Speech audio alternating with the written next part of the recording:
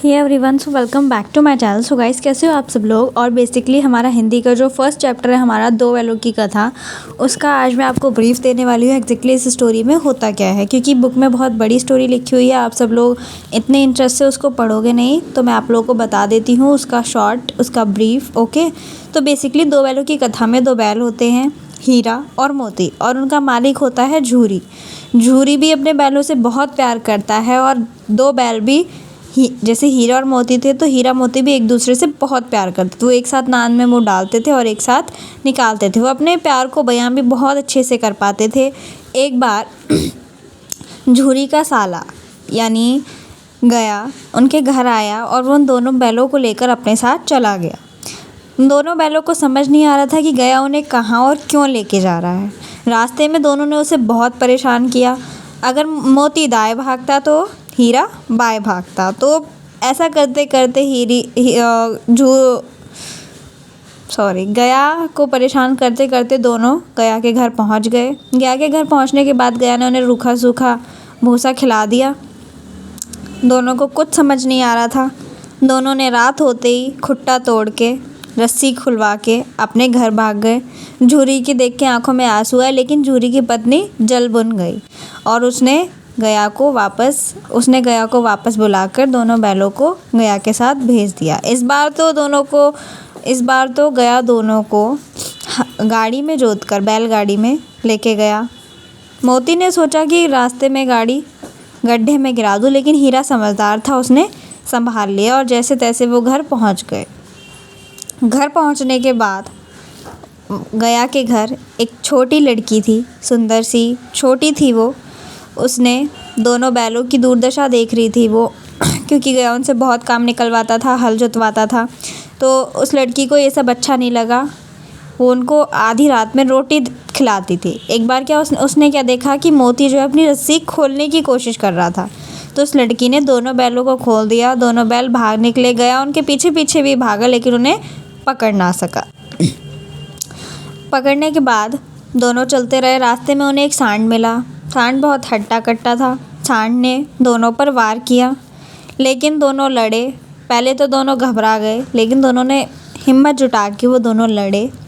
हीरा ने आगे से वार किया तो मोती ने पीछे से वार किया। अगर एक बैल होता तो सांड शायद उनको कब्जे में ले आता, लेकिन दोनों की वजह से वो ऐसा ना कर पाया और भागा। मोती उसके पीछे पीछे भागा, लेकिन हीरा ने रोक दिया। थोड़ी दूर चलने के बाद उन्हें मटर का एक हरा भरा खेत दिखा। मटर देख के रहा नहीं गया, क्योंकि गया ने रूखा सूखा चारा डाला था, उनसे खाया नहीं गया, और मटर के खेत देखकर उनसे रहा नहीं गया। दोनों चले गए मटर के खेत में मटर खाने के लिए।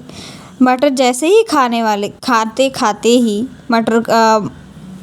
उस खेत का मालिक आ गया।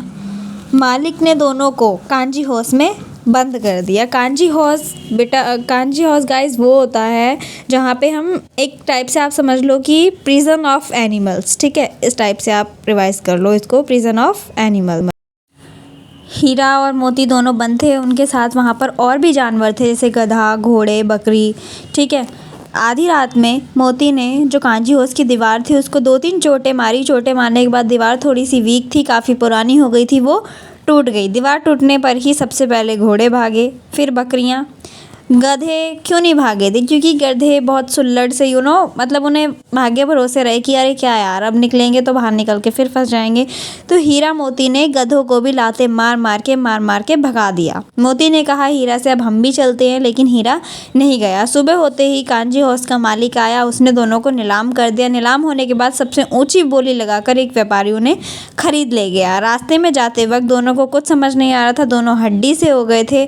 थोड़ी दूर चलने के बाद उन्हें एक ऐसा आभास सा हुआ कि हमारा घर पास में ही है। उन्हें वो रास्ता याद आ गया। दोनों उस साइड भागे। भागकर इतने वो व्यापारी यानी दड़ियल उन्हें पकड़ता, इतने वो दोनों अपने घर पहुंच गए, झूरी के पास। झूरी की आंखों में आंसू आ गए कि ये मेरे ही बैल हैं।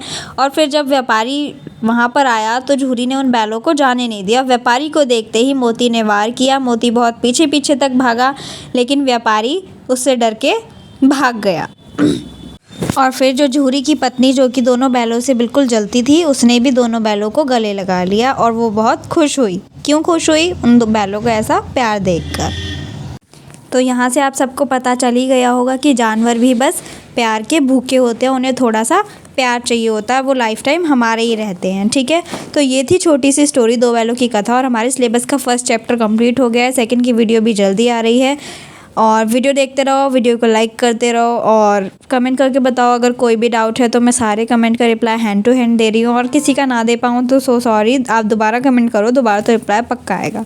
Bye bye everyone, thank you so much for watching my video.